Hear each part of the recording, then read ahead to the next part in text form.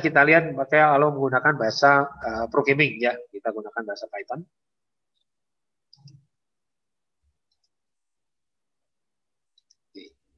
Nah, di sini kalau pakai Python, ini simpel aja di Python ya. Untuk kita membuat subprogram, kita awali dengan kata kunci def, ya kata kunci def. Terus kita kasih nama subprogramnya apa, misalnya cetak subprogram. Jadi maksudnya mencetak suatu tulisan lah di sini. Nah, di dalam subprogramnya kita tulis kata print, ya cetak, halo ini tulisan dari subprogram. Nah ini, jadi maksudnya apa? Tulisan ini akan kecetak kalau subprogram ini dipanggil. Ya, oke. Nah isi subprogram ini simpel aja seperti ini ya. Nah sekarang program utamanya bagaimana? Nah kalau di Python tinggal kita, kalau di Python kan ini subprogram, terus ini harus ada alignment ya. Jadi maju ke depan ya. Ini nggak boleh datar nih kalau di Python. Kemudian di program utamanya tinggal langsung kita tulis ya. Misalnya di sini print halo ini tulisan dari program utama. Print ini berarti nanti supaya ada jarak aja gitu ya. Nah, kemudian untuk memanggil ini kita tulis cetak subprogram. Ya. Nah, maka hasilnya nanti gini seperti ini. Halo ini tulisan dari program utama, halo ini tulisan dari subprogram ya. Oke, mungkin supaya lebih terlihat ya. Ini coba sebentar saya kopikan.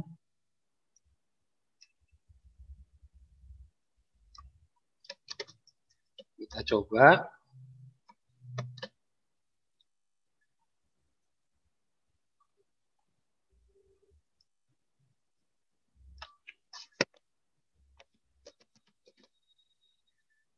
Oke, ya seperti ini ya. Ini kita coba jalankan. Nah, keluar seperti ini. Ya. Nah, ini kan di sini halo ini tulisan dari program utama. Maka ini nanti yang kepanggil halo ini tulisan program utama. Ini program utama dia akan jalankan dulu. Kemudian print, ini maksudnya supaya ada jarak ke sini. Kemudian cetak subprogram. Nah, ini artinya kita mau manggil ini, berarti dia manggil ke sini. Maka tulisan ini kecetak. Ya. Nah, ini kalau kita coba ya. Misalnya ini saya tulis lagi di sini. Nah, saya bawahnya. Halo ini dari program utama yang kedua misalnya.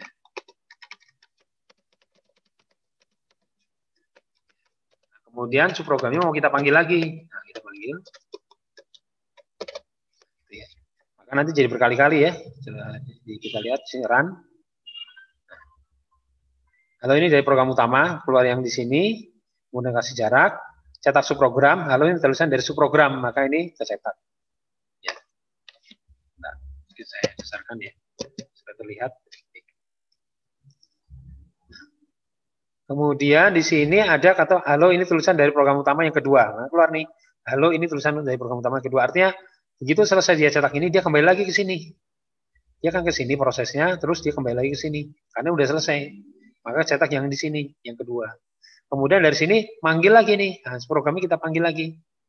Nah, halo ini tulisan dari subprogram, maka ini cetak lagi tulisan ini. Nah ini contoh sederhana menggunakan subprogram untuk mencetak tulisan. Oke, sekarang coba kita masuk lagi, kita lihat contoh berikutnya. Nah, ini misalnya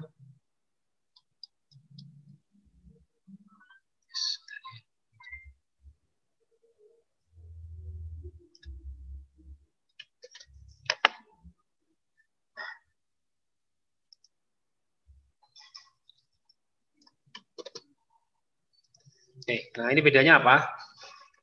Oke, ini saya kasih jarak, ini saya kasih jaraknya biar terlihat. Nah, skrip-skrip ini udah saya upload ya ke Classroom, nanti kalau Anda bisa coba. Nah, di sini saya buat 2 subprogram. Ya, dua subprogram ini fungsinya hanya mencetak teks. Nah, tapi ada beda di sini.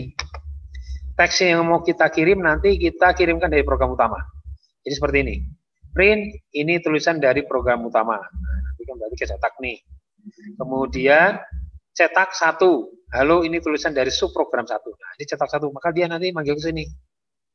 Nah, di sini ada cetak 1 teks.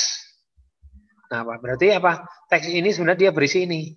Berisi halo ini tulisan di subprogram 1, maka dia terkirim ke sini, teks ini.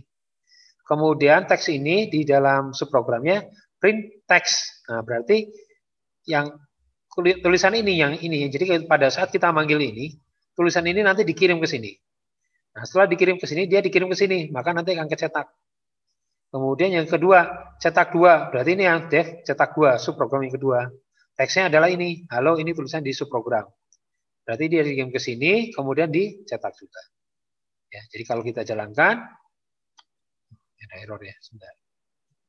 In text.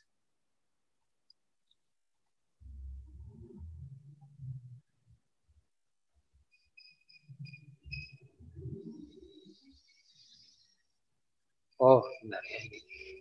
Ini hidden ya, alignment ya. Nah ini kalau di ini kan alignmentnya. Oke, kita jalankan lagi. Error. Line 3.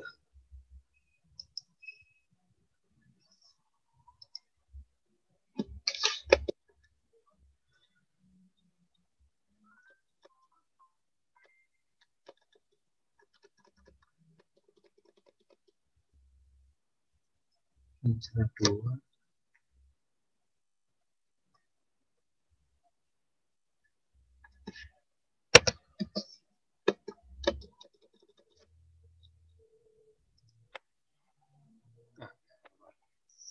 Oke, tadi alignment-nya ya, jadi tadi solusinya dibalikin dulu terus di tab lagi. Ya. Oke, nah di sini ini tulisan dari program utama, ini kecetak. Kemudian ini kasih ada jarak, kemudian cetak 1. Nah, lalu ini tulisan di subprogram 1, maka ini apa? Teks ini terkirim ke sini. Terkirim ke sini terus dicetak. Kemudian cetak 2, nah terkirim ke sini terus ini dicetak. Nah, ini kalau kita lagi misalnya cetak 1. Ini misalnya tulisan berikutnya. Kita run lagi. Oke, nah ini muncul nih. Jadi ya, jadi ini kan ini tulisan dari program utama. Ini halo tulisan di subprogram 1, maka dia memanggil ini cetak 1. Nah, apa di sini perbedaannya? Di sini kelebihannya. Nih, di sini Anda perhatikan. Nah, di sini ada 2 perintah di dalam subprogram. Print text sama print untuk spasi. Nah, kalau kita tidak menggunakan subprogram, maka kita harus mengetikkan 2 perintah ini. Nah, berarti kan ada 2 baris nih. Berarti untuk mencetak ini supaya ada jarak, Anda harus ketikkan 2 baris. Tentunya apa? Script program itu menjadi lebih panjang. Ya, lebih panjang. Ini yang dimaksud tadi di sini. Ya, maksud tadi penjelasan di sini. Jika proses harus dikembangkan tanpa fungsi, maka menjadi baris saat terhitung jumlahnya. Itu maksudnya seperti itu. Jadi maksudnya adalah ada baris yang berulang terus. Ya. Tapi dengan kita subprogram, kita cukup manggil ini sehingga cuma 1 baris untuk mencetak ini dan ada spasi. Ada spasi cukup kita manggil cetak 1, cetak 2, cetak 1. Nah, 2 perintah ini akan langsung dipanggil. Tapi di program utama kita cukup kita manggil subprogram. Sehingga apa? Ukuran dari instruksi itu jadi menjadi lebih efisien, gitu ya, lebih sedikit karena kita hanya cukup manggil 1 subnya, tapi dia akan memproses beberapa instruksi di dalam sub tersebut. Ya, nah ini kita jadi kita bisa membuat banyak sub apalagi mau kita buat, gitu ya. Nah, kita bisa buat nanti. Oke, bentar ya, ini mungkin nanti disimpan.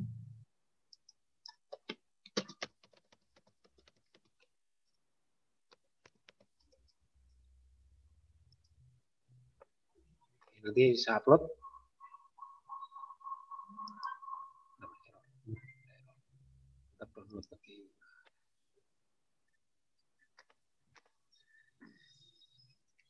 Oke, sekarang kita lihat lagi yang ada fungsi matematis. Nah, fungsi matematis ada perhitungan. Ya. Nah, misalnya di sini kita menghitung luas segitiga.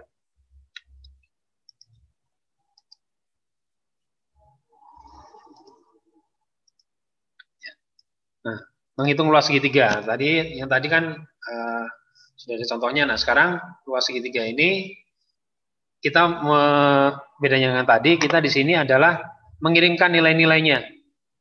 Ya, mengirimkan nilai-nilainya. Jadi program menghitung luas segitiga. Di sini kita input nanti alasnya, kita input tingginya. Nah, ini perintahnya seperti ini ya. Jadi print ini menampilkan program menghitung luas segitiga. Nah, pertama kita masukkan alasnya. Malasnya perintah untuk input di Python seperti ini, input. Nah, ini untuk supaya ada komentarnya alas. Nah, karena dia nilainya adalah bisa bertipe pecahan, kita tambahkan kata float. Jadi ini supaya bisa bernilai pecahan. Jadi Anda bisa masukkan nilai misalnya 3,5 gitu ya.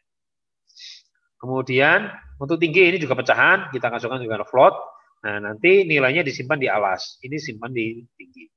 Nah, kemudian nilai alas dan tinggi ini kita kirim ke subprogram, ya, alas tinggi kita kirim, maka ini terkirim ke sini, nah, alas tinggi ini, kemudian alas tinggi ini masuk ke sini, maka alas tinggi dihitung, misalnya kita masukin di sini berapa, 3, di sini 4, maka di sini setengah kali 3 kali 4, ya, berarti 3 kali 4, 12 dikali setengah, ya, maka dapat nilainya 6. Nanti luas segitiga adalah persen F, persen luas. Nah, ini untuk menampilkan karena dia bertipe pecahan. Ini ada menggunakan kata kunci persen F. Ya. Oke, kita coba ya.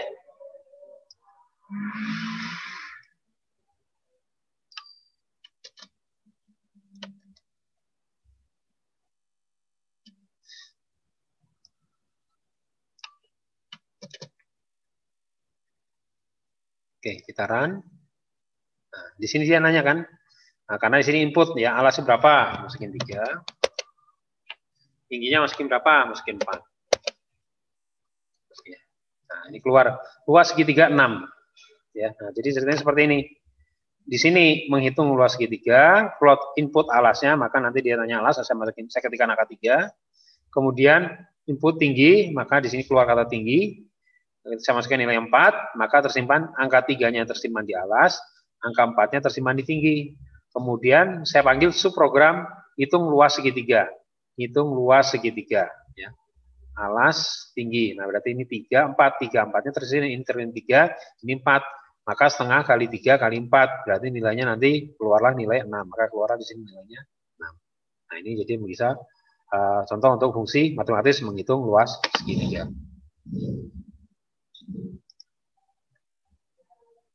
Kemudian, nah ini sekarang kita lihat yang lebih komplit. Nah, ini kita coba menggabungkan semua yang sudah kita pelajari, ya, menggunakan if, menggunakan perulangan, ya, dan menggunakan subprogram. Programnya agak lebih panjang, ya, coba ini bisa disimak di sini. Jadi di sini kita buat 2 subprogram, yaitu untuk hitung luas segitiga. Nah, di sini misalnya alas dan tingginya, jadi untuk menginputnya alas dan tingginya, ya. Kemudian di sini dalam subprogramnya adalah setengah kali alas kali tinggi, dapat nilai luasnya, nanti print luas segitiga persen F, kutip di sini ya untuk teksnya, di sini persen luas. Kemudian hitung luas persegi, maksudnya persegi itu berarti segi 4, segi 4 itu adalah panjang dan lebar. Maka luasnya adalah panjang kali lebar, masukin luas, print luas persegi persen F, dapat nilai luasnya. Oke. Nah, sekarang di sini saya coba ini subprogramnya. Nah, sekarang dalam program utamanya di sini adalah saya tambahkan program utama ini nanti menggunakan looping. Jadi programnya nanti kan bisa berulang, ya, berulang. Jadi kalau yang tadi contoh kan begitu Anda selesai menjalankan program, dia langsung selesai keluar. Nah, di sini dia tidak langsung keluar, tapi nanya Anda mau coba lagi gitu. Nah, nanti kita gunakan looping. Nah, coba lagi, jadi kalau nanti kita ketik huruf Y, maka dia nanti nyoba lagi. Tapi kalau kita ketikkan selain Y, maka dia keluar. Ya. Nah, di sini saya diisikan satu variabel, ya, supaya dia bisa masuk ke daerah loopingnya. Saya gunakan variabel lagi sama dengan Y. Berarti lagi ini bernilai Y, teks Y. Nah, kemudian kita gunakan while yang sudah kita bahas ya minggu lalu. While lagi sama dengan Y. Nah, ini kan kalau di ini menggunakan sama dengannya 2. While lagi sama dengan Y, selama lagi sama dengan Y, maka apa? Dia looping. Ya, looping. Nah, di sini dalam loopingnya di sini saya buat di sini program menghitung luas. Nah, jadi tidak luas ya, bisa apa? Ya tergantung nanti yang kita sediakan. Nah, di sini kita sediakan 2, print pilih jenis luas, ya. 1 luas segitiga, 2 luas persegi. Nah, di sini input pilih. Nah, berarti nanti user disuruh milih. Jadi simpelnya kalau sekarang programnya sekarang sih sudah canggih ya. pakai GUI, tinggal pilih menunya. Tapi kalau di sini masih pakai teks ya. Di sini luas segitiga sama luas persegi. Nanti milih. Kalau pilih 1 berarti saya hitung luas segitiga. Kalau saya pilih 2 berarti saya hitung luas persegi. Nah, pilihan 1 dan 2 nanti masuk ke variabel pilih. Nah, di sini kita gunakan if untuk memilih. Jika pilihannya 1, nah jika pilihannya dengan 1, maka masukkan alas, masukkan tingginya. Kenapa? Karena 1 kan luas segitiga, berarti kita harus memasukkan alas dan tingginya. Ya, nah, dalam if ini, if pilih 1, ya, pilih 1.2, ya ini dalam kaitannya, alasnya kita dimasukkan, ya, float nih karena tadi pecahan, tingginya pun dimasukkan. Kemudian hitung luas segitiga. Nah, berarti ini kita kirim.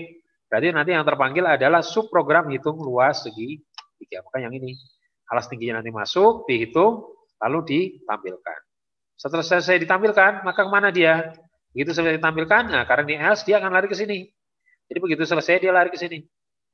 Nah, lagi, nah input, ya, input. Nah di sini hitung lagi. Nah kita nanya di sini. Nah, di sini kenapa nggak pakai float? Karena ini yang inputnya adalah bertipe teks. Kalau bertipe teks tidak perlu kita gunakan tambahan untuk pengenal seperti di sini. Nah, seperti ini ya, seperti yang ini, float di sini. Karena ini bertipe suatu nilai numerik pecahan.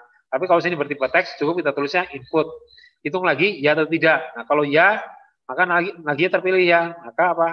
Kalau pengulangan berarti apa? Dia akan kembali ke sini, ya. Dia kembali ke sini dulu. Berarti sini kan masukin Y. Dia kembali ke sini dulu. Dia cek laginya masih dengan Y tidak. Kalau Anda nanti pilih Y, maka dia masuk lagi ke looping.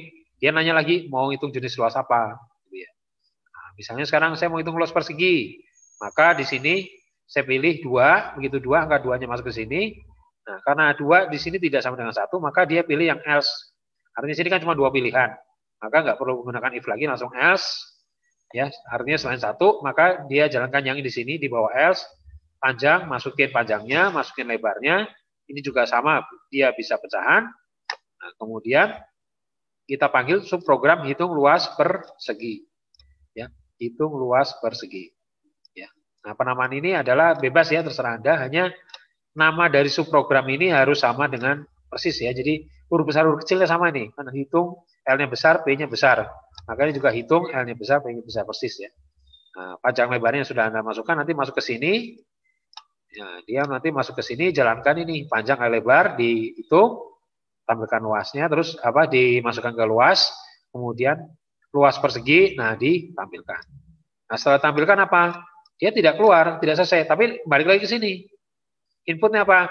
Kalau Anda pilih ya di sini, Anda pilih ya lagi, maka dia ke sini dulu, pilih ya, karena misalnya Anda pilih ya, dia tanya lagi.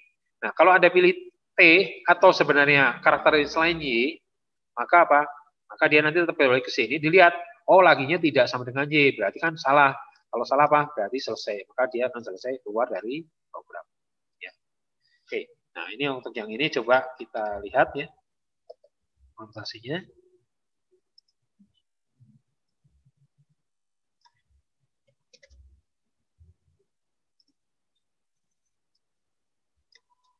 Ya, jadi kita sudah menggabungkan semua yang sudah kita pelajari ya di semester ini menjadi satu bentuk aplikasi yang menggabungkan ada percabangan, ada pengulangan, ada subprogram. Ya. Oke, ini coba kita jalankan sekarang. Nah, di sini kan tampil seperti ini ya. Program menghitung luas. Program menghitung luas. Pilih jenis luas, luas segitiga, luas persegi. Pilih. Saya pilih nomor 1, saya ketikkan angka 1. Saya ketikkan angka 1, saya enter. Nah, karena dia angka 1 yang dipilih, maka dia masuk ke sini. Maka di sini masukin misalnya, saya masukkan kelasnya 5, masukkan tingginya 3. Berarti 5 kali 3, 15. Ya, 15 kali setengah. Nah, hasilnya 7,5. Nah, dia tidak keluar. Nanya lagi, mau hitung lagi, saya pilih Y misalnya. Ya. Maka apa? Dia kembali lagi, looping lagi, balik ke sini. Ya. Nah, jadi tidak keluar. Kalau tadi contoh-contoh sebelumnya kan langsung selesai. Karena memang tidak ada proses untuk mengulang. Nah, sekarang saya misalnya pilih nomor 2. Luas persegi, saya hitung panjang, saya masukin misalnya 5. Kemudian saya masukin 10 lebarnya. Nah, dapatlah nilai 50. Saya hitung lagi, ya lagi misalnya. Nah, maka kalau pilih ya berarti dia akan berulang terus programnya gitu ya. Oke, ya, kita pilih, nggak ada pilihan masuk keluar ya. Jadi kita harus milih salah satu. 4, di sini 8, keluar 16. Saya pilih sekarang T. Apa? Selesai.